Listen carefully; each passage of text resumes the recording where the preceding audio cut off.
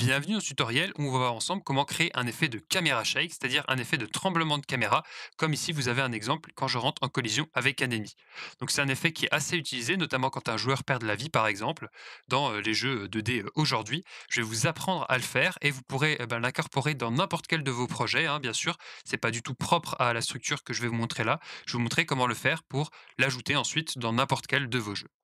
Très rapidement sur le principe, ce qu'on va faire, c'est qu'on va mettre un script sur notre caméra. Donc, on a un joueur avec une caméra en enfant de ce joueur. Et le principe, c'est qu'on va prendre la caméra et on va lui appliquer un décalage en X et en Y. On va la décaler complètement. Et ensuite, on va faire diminuer progressivement ce décalage, et ceci de manière aléatoire, pour qu'elle rejoigne progressivement sa position de base, et donc pour avoir cet effet de tremblement progressif qu'on voit à l'écran. Il n'y a pas vraiment de prérequis pour suivre ce tutoriel, hein, vous pourrez l'ajouter à n'importe quel de vos projets Godot en 2D. Moi, pour la simplification et pour pas perdre de temps pour rien dans ce tuto, je pars d'un projet qui est en fait mon tuto sur les ennemis, que vous avez sur ma chaîne, hein, si vous vous demandez comment faire ça, qui est simplement un petit projet où on a un personnage qu'on contrôle et on a des ennemis. Et quand on rentre en collision avec les ennemis, le personnage disparaît. Et je vais ajouter ce camera shake lors du contact avec les ennemis. Comme ça vous permet de voir comment on crée cet effet, mais aussi comment on l'incorpore dans un projet existant, comment on appelle cette fonction qui va faire trembler la caméra. Et vous pourrez vous le faire dans n'importe quel de vos projets. Donc vous pouvez repartir si vous avez suivi ce tuto de ce tuto-là, mais c'est pas du tout spécifique à ma structure ou à quelque chose que j'ai fait dans ce tuto, hein. Vous pouvez vraiment l'ajouter dans n'importe quel de vos projets. C'est le but de ce genre de tuto. La seule chose dont vous allez avoir besoin, c'est une structure avec un player, donc un joueur qui est une scène et qui a en enfant une caméra. Parce qu'en fait, on va ajouter un script à la caméra pour faire bouger cette caméra. Et du coup, vous avez juste besoin de cette structure. Voilà. Moi, j'ai un niveau avec un joueur. Mon joueur, c'est une scène et il a une caméra en enfant qui est attachée à lui, qui permet que la caméra le suive quand il se déplace. Donc vous avez juste besoin d'avoir cette structure, un joueur avec la caméra en enfant, et vous pouvez suivre ce tuto. Donc du coup, ce qu'on va faire, c'est ajouter un script à la caméra pour ajouter cette fonction de shake. Donc on clique dans cette scène player caméra sur la caméra et on clique sur ajouter un script.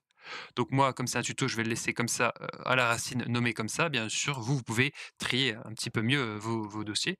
Alors là, on va dégager la fonction ready parce qu'on n'en aura pas besoin et on va enlever ce commentaire et là, on est prêt à écrire notre script. On va déjà avoir besoin de 3 variables pour gérer notre effet. Enfin 2 pour gérer, la force de l'effet et une variable qu'on va juste utiliser dans le script.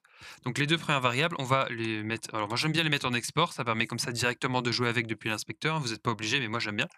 Donc, on va déjà en avoir une qui va être la force de notre effet. Donc, on va l'appeler random strength parce qu'on va la calculer de manière aléatoire et on va lui mettre une valeur, donc par exemple de 30.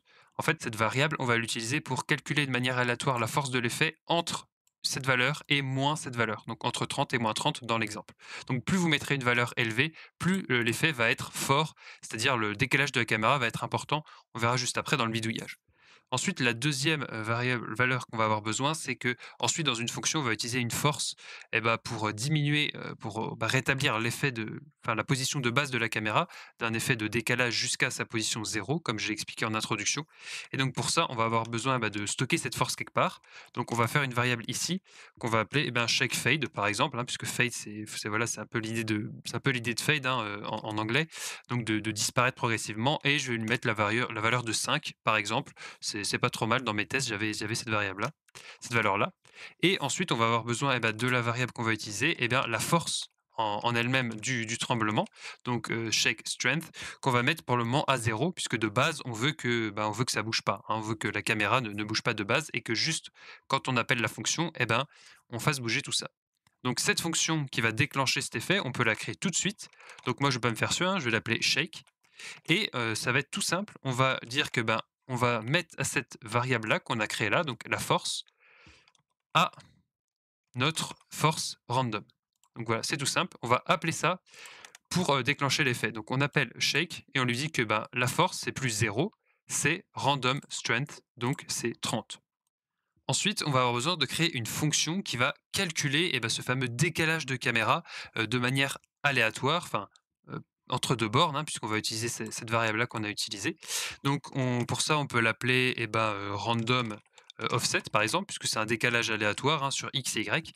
Et cette fonction, elle va retourner un vecteur 2, donc une coordonnée aléatoire en x et une coordonnée aléatoire en y, comme je vous ai expliqué, pour voilà, décaler la caméra de manière aléatoire en x et en y. Donc, Du coup, on fait return, puisqu'on veut renvoyer une valeur, et on va renvoyer un vecteur 2.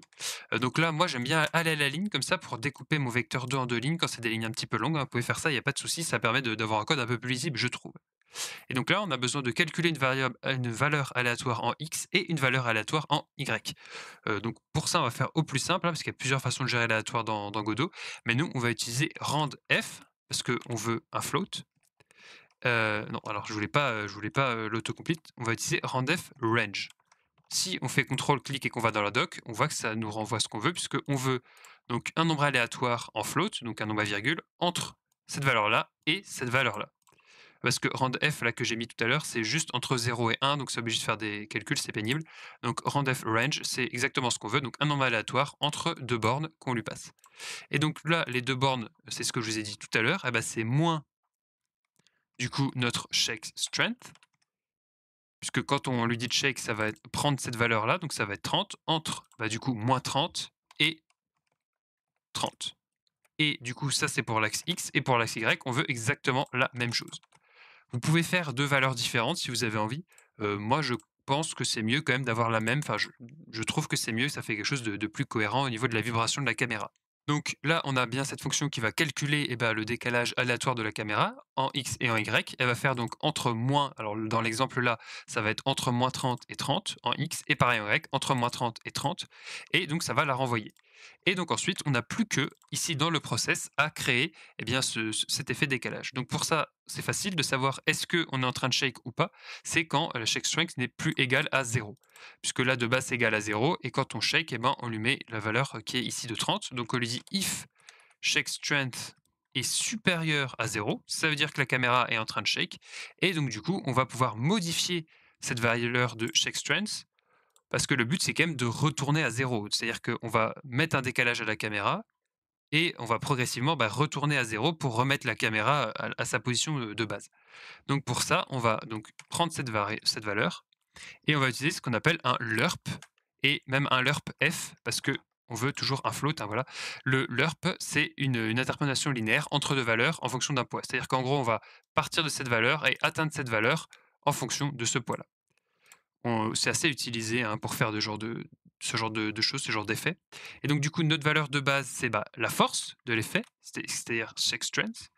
La valeur finale, c'est 0, puisqu'on veut, remettre la caméra à son état originel. Et le poids, c'est la fameuse, variable dont je parlais en tout début, c'est le shake fade qu'on a utilisé ici, fois delta, hein, du coup, comme d'habitude. Et ensuite, il faut, décaler la caméra, parce que là, on change juste des valeurs de variables, mais on fait rien. Et pour décaler la caméra, pour faire un offset, c'est très simple, on fait juste offset égal, et on va utiliser notre random offset qu'on a ici, random offset.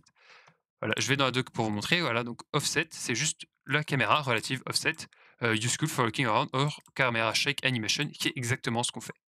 Donc là, notre script est terminé. On va faire un très rapide tour pour être sûr que vous avez bien compris. Donc, de base, il se passe rien puisque la force est à 0. Quand on appelle la fonction, on va appeler shake, qui va passer la force à random strength, donc c'est-à-dire à la valeur qu'on a mis là, donc ça va être 30 pour débuter. Ensuite, du coup, comme on est du coup plus à 0, on va rentrer dans cette fonction, et ça, on va prendre notre force de shake et on va la diminuer progressivement pour atteindre 0. C'est-à-dire qu'au début, quand on va appeler ça, la force sera égale à 30, mais ça va diminuer progressivement. Et donc, avec notre lerp, on va prendre du coup cette valeur-là, je vais y arriver, jusqu'à 0 avec ce poids-là. Et on va du coup décaler la caméra de ce random offset. Ce qui se passe, c'est qu'en fait, en gros, on dit à la caméra, tu te décales de une valeur aléatoire entre moins la force et plus la force, et moins la force et plus la force. Mais comme ici, on diminue progressivement cette force-là, c'est-à-dire qu'au début, le tout premier appel, on va avoir une grosse force. On va avoir un truc aléatoire entre moins 30 et 30. Donc, la caméra elle va être bien décalée en X et bien en Y. Et ensuite, comme la force, ici, grâce à ça, elle aura un petit peu diminué, on va avoir un décalage un peu plus petit, puis ensuite un décalage encore plus petit, puis un peu plus petit, puis un peu plus petit, etc. Juste pour avoir cet effet de tremblement un petit peu qui tremble très fort et qui se stabilise assez rapidement. Donc du coup, maintenant qu'on a ce script, il faut l'appeler, il faut activer ce shake. Donc pour ça, c'est là où ça va dépendre de votre projet, hein, puisque ce script-là, il ne changera pas. Mais dans tous les cas, ça va être assez simple, puisque généralement, ça vient du joueur, ce caméra shake. Donc du coup, nous, dans cet exemple-là, Dans mon niveau, moi, je veux que, je shake la caméra, je fasse trembler la caméra quand mon joueur rentre en collision avec les ennemis. Donc je regarde comment j'avais fait et ben, dans le script des ennemis, j'avais fait en sorte que quand l'ennemi rentre en collision avec le joueur, on appelle une fonction die sur le joueur. Donc moi, le joueur, ma fonction die, elle fait mourir mon joueur tout simplement.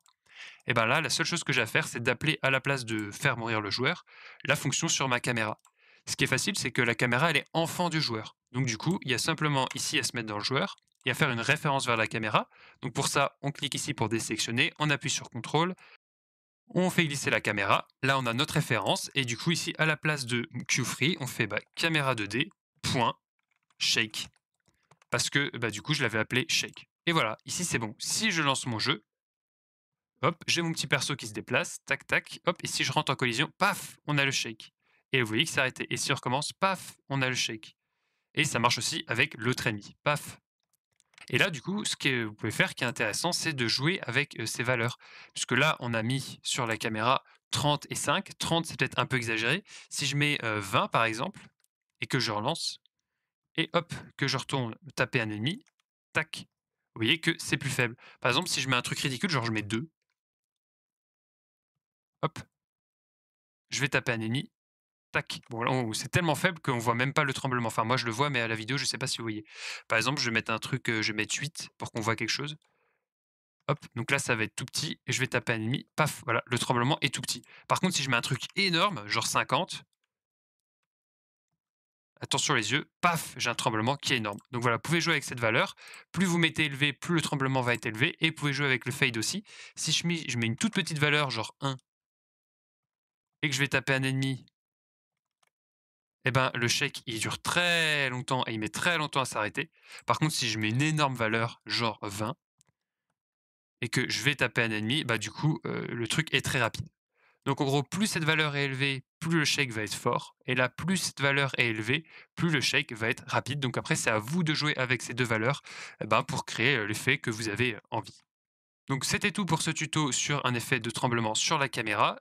N'hésitez pas à liker la vidéo si vous l'avez aimé, à commenter si vous avez des questions ou s'il y a des choses, des points de points d'ombre, des points qui n'étaient pas clairs dans le tuto. Et si vous voulez continuer vos apprentissages de Godot, je vous propose d'autres tutoriels actuellement à l'écran.